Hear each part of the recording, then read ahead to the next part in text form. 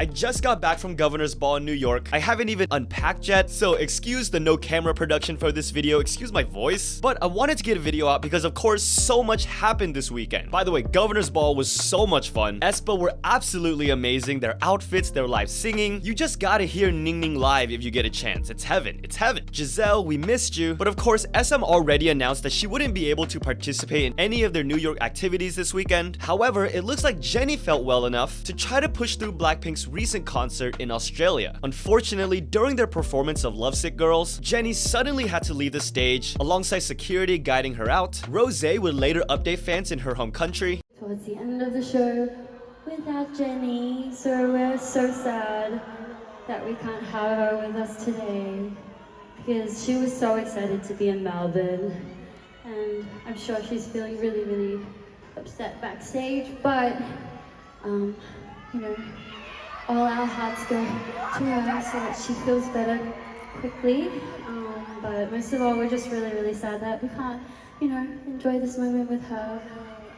Soon after, YG apologized to those who attended, explaining that Jennie wasn't able to continue the show due to her deteriorating condition, according to the on-site medical team. Of course, on top of their tour, we've seen Jennie participating in a bunch of activities recently, a lot relating to her show The Idol, which is out right now, that also seemed to spark more acting rumors that Jennie would be making her Marvel debut, maybe in the role of Luna's Snow. But YG surprisingly addressed this rumor very quickly, simply stating it's not true that she's received an offer. Now, along with Jennie, we unfortunately have even more idols going on break due to their health. SM just informed us that NCT's Johnny will now have to suspend all schedules for the time being after he hit a studio door while filming content, fracturing his right clavicle. He's going to miss a huge portion of NCT's plans for the rest of the year, and like we discussed previously, they literally have plans every month for the rest of the year. MLD Entertainment also announced that TF and SIAN will be going on hiatus for a second time after being diagnosed with sensorineural hearing loss and will need to continue receiving intensive treatment. The last more serious topic we'll discuss is ZEROBASEONE's Ricky being left at the airport. Of course, the Boys Planet winners are gearing up for their anticipated debut, and we're heading to Jeju Island to film content. Now, even though Jeju Island is part of Korea, it seems if you're not a Korean citizen, you still need to show a passport. It looks like someone on the management team may have forgotten about that detail for the two Chinese members who were refused entry onto the plane. The team eventually found a way for how to board the plane, but not Ricky, who was left at the airport while the other guys had to go on and continue their scheduled shoot. Now, some say he was waiting alone the whole time, while others reassured that there was staff with him figuring things out. Now, it wasn't all serious this weekend, because there was also a lot of positive things to celebrating K-pop as well. After the confusion due to the departures of Ma Shiho and Bang Yeram, YG has finally updated what the future for Treasure will entail. They will indeed be making a comeback with an album titled Reboot, and there will also be a subunit called T5 who will be showcased before their full comeback. Now, I don't know what the chances are of us seeing all the EX-LOONA girls together on stage outside of Blockberry now, and I kinda wish they were signing with the other members, but I'm just glad that HYUNJIN and VIVI have now found a new home to promote under, and hopefully their new company will learn from the mistakes of Blockberry, because it was actually established by a former Blockberry employee. The girls must have some trust in this management to sign after what they've been through. Even though it's only been a few days, we've had some pretty big releases and comebacks since the last video, pre-releases from Kang Daniel and EXO, VAV's comeback with Designer, and finally, SHINEE's new song and music video for The Feeling. We also previously mentioned ENHYPEN's comeback, which has now earned them their first top 5 entry into the Billboard 200 at number 4. Also, congrats to Stray Kids once again, whose album debuted at number 1 on the Billboard 200, not only the first K-pop artist to have their first 3 entries debut at the very top, but the first to do so at all since Harry Styles. And while I was in New York watching aespa make history at Governor's Ball, a lot of you guys